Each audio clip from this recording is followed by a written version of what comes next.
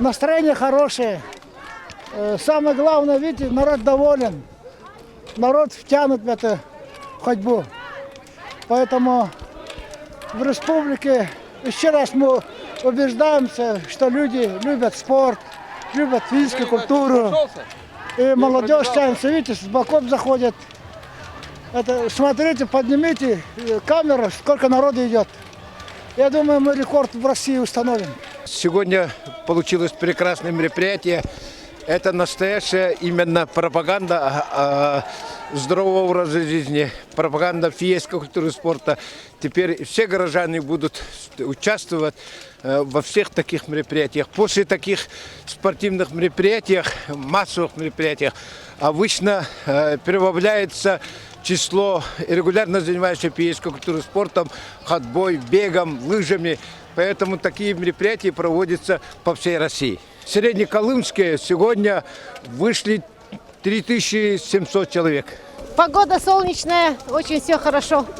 И на сердце, и в душе. Все хорошо. Сегодняшнее мероприятие вообще такое грандиозное в нашей республике и вообще по всей России.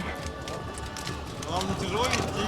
Нет, мы каждое воскресенье ходим в поход и каждый день так занимаемся кандидатской ходьбой. Колонну возглавляет глава Республики Саха-Якутия Егор Афанасьевич Борисов.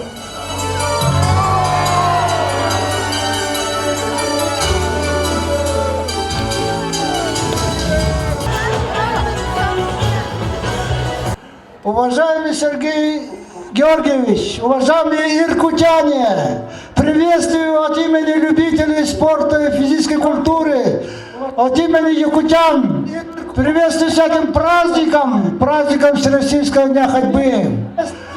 Сегодня вот на этом стадионе, центральном стадионе Якутска вышли 11 тысяч человек, любители, которые сделали 63 миллиона шагов. Рекорд Дальнего Востока.